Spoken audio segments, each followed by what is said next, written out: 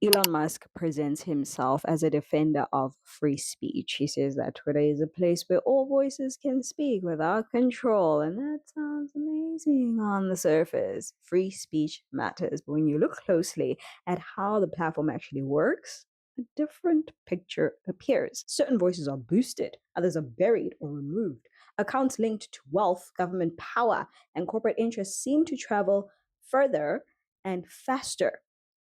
Elon controls the rules, the algorithms, and the enforcement.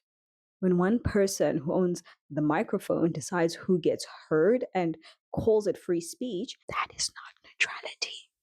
That is a consolidation or a centralization of power.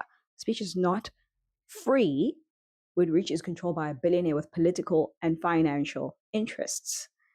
Elon also promotes his AI system, Grok, as open and truth seeking, but AI is trained, it's tuned, and limited by those who own it.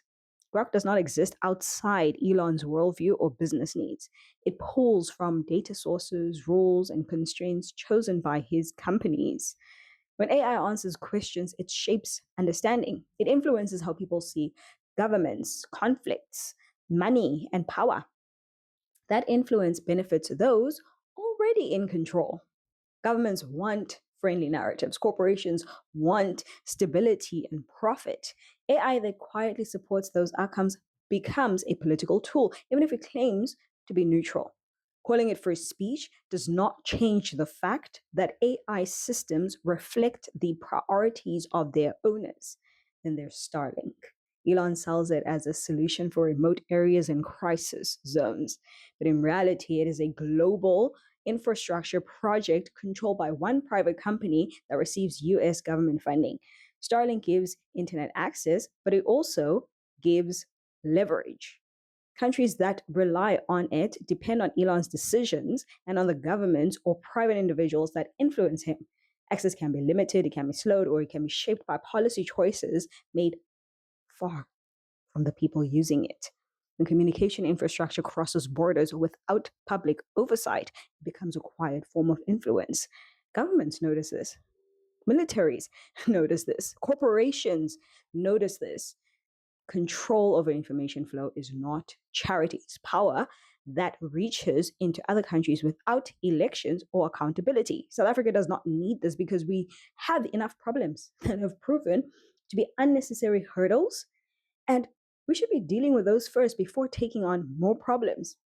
In fact, let's not take on more problems. I think we have enough problems to keep us busy for a good minute. So, when you put these pieces together, a pattern forms. Twitter shapes public debate, AI shapes perception, Starlink shapes access. All of it is owned by one man with deep ties to wealth, government contracts, and corporate interests. This is how everything aligns together. Elon benefits from being seen as rebellious while working closely with state power and big business. That image protects him from criticism and keeps public trust. Real free speech does not depend on billionaires. Real independence does not come from private platforms with rules that no one can see or challenge. No one hates Elon and no one is jealous of him. And that argument is just tired at this point. When people criticize these systems, they are questioning power, not personalities. These platforms shape behavior. They collect data and they control access. The issue is clarity, it is control, and who actually benefits from the system and who also gets oppressed by it. Elon Musk is not a neutral defender of freedom. He is a powerful actor shaping speech, technology, and access in ways that serve the existing power structure, which is already heavily centralized. Understanding that matters because power that hides behind good words is the hardest kind to challenge.